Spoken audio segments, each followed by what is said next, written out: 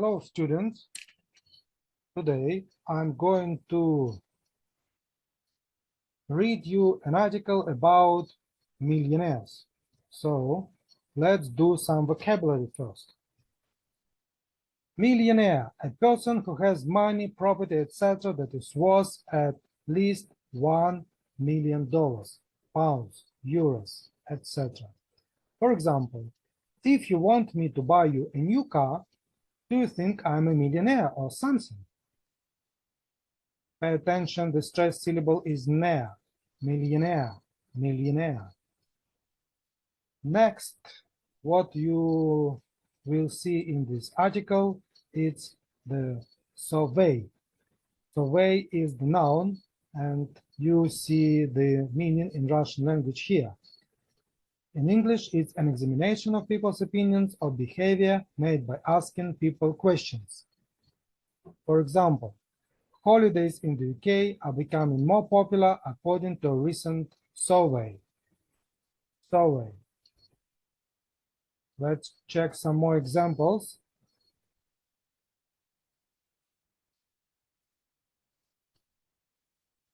A recent survey found that 58% of people did not know where their heart is. Strange. And you can use a recent survey found, a recent survey revealed, a recent survey showed that 80% of people did not know where their heart is.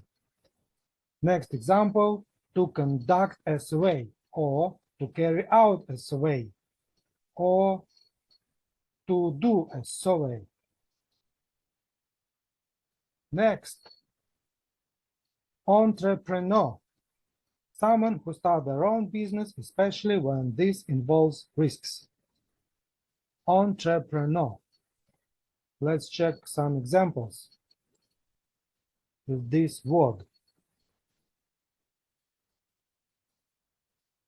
For example, he was one of the entrepreneurs of the 80s who made their money in property. He was one of the entrepreneurs of the 80s who made their money in property. Let's move next. Bargain. Bargain, it's a really good, cheap, and useful that you can buy. Let's read some examples. Listen and read. Listen and repeat the example sentences with bargain. There are no bargains in the clothes shop at the moment. Repeat, there are no bargains in the clothes shop at the moment. It's an attractive little home, and I think it's a bargain. Repeat, it's an attractive little home, and I think it's a bargain. That second-hand table was a real bargain. Repeat, that second-hand table was a real bargain. Next, good watches don't come at bargain prices. Yeah, I think it's true. It's very difficult to buy good watches at some discount, but it's possible. Nowadays, I think everything is possible. Okay, I repeat, good watches don't come at bargain prices. Bargain. Okay, now we move to our article about millionaires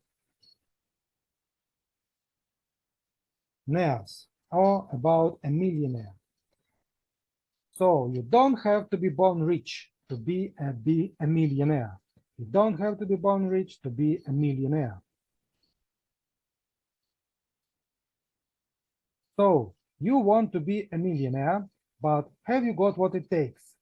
To find out what millionaires are really like and what motivates them, the BBC program Mind of a Millionaire did a survey. Psychologists look at self-made millionaires to try and understand what qualities are needed to make a million. So, what is really important to a millionaire? What is really important?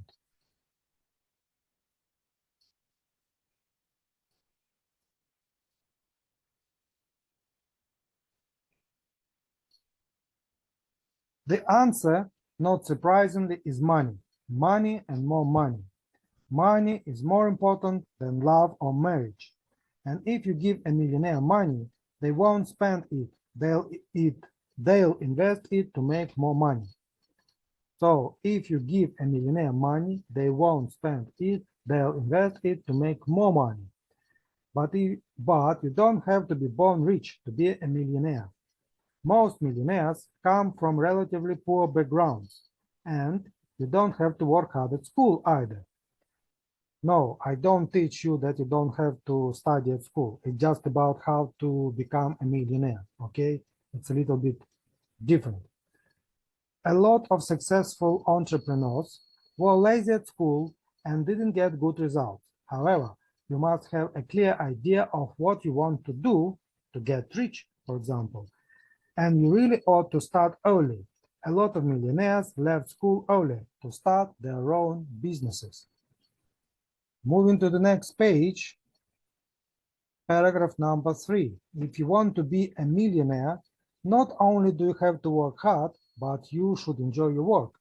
And you shouldn't take too many holidays. Most millionaires work more than 60 hours a week. Half stay in contact with the office while they are on holiday, and 14% of them refuse to switch off. Having a good work-life balance is fine for people who only want to be moderately successful, but if you are really ambitious, you have to put in the hours. So you have to work a lot of hours. You have to work long hours. Number 4. What are millionaires like as people? The survey found that they are competitive, they like taking risks, and they are aggressive and self-confident. They'll do anything they can to get what they want.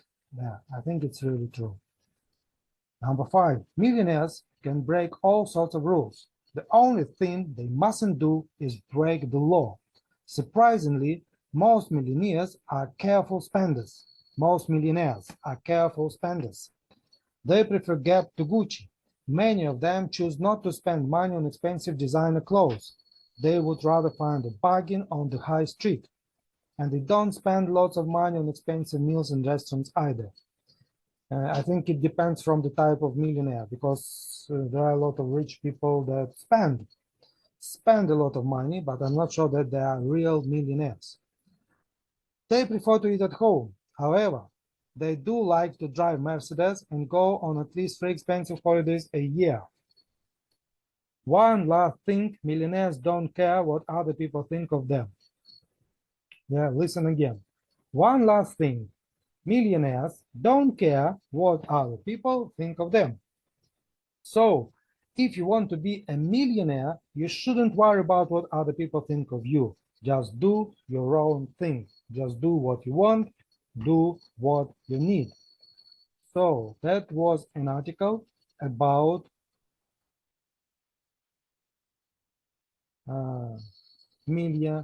about millionaires. Now, I explained some vocabulary for this article, and I'd like to pay your attention to the interesting sentence in the beginning of the paragraph 3. If you want to be a millionaire, not only do you have to work hard, but you should enjoy your work.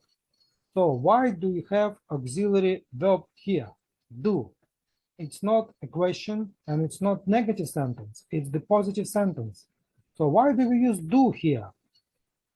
Because this is a very interesting sentence, and we mostly study this type of grammar at the advanced level, at C1 level, not at B1 level. I forgot to tell you that this text is from the Speakout intermediate book, textbook. So here we have inversion sentence, what it's all about. Why do we use do here? It's just because we want to add dramatic effect or emphasis. That's why we use this sentence here. For example, we can say, I never saw such a wonderful sight again.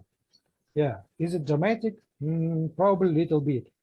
Yeah, but if you want to make it more dramatic, if you want to emphasize that you really saw something really, really wonderful, awesome, You might say, never again did I see such a wonderful sight. These are the same sentences, but with little bit different emotions here. Never again did I see such a wonderful sight. Some more examples for you to understand inversions better. No way would I ever go on a trip like that. No way would I ever go on a trip like that. There is no way, chance, that I would ever go on a trip like that. So we use auxiliary verbs here to create inversion. More examples for you here. Not only did they leave their families for more than 2 months, but they also traveled to some of the most dangerous places on the planet. I repeat, not only did they leave their families for more than 2 months, but they also traveled to some of the most dangerous places on the planet. How to translate this sentence? It's very simple, I think. Они не только оставили свои семьи более чем на 2 месяца, но они также путешествовали к наиболее опасным местам на планете. Here we use not only did they leave their families to emphasize, to make the sentence more dramatic, to underline that it was very difficult for those people who did that thing. Next, under no circumstances should I leave the bike unattended. Under no circumstances should I leave the bike unattended. So we emphasize that it's very dangerous to leave the bike unattended. All right. I hope that's enough for today. Listen, read, and practice your English every day. If you have some questions, just ask me. I'm here to help you. Thank you for listening, and goodbye. Bye. Bye.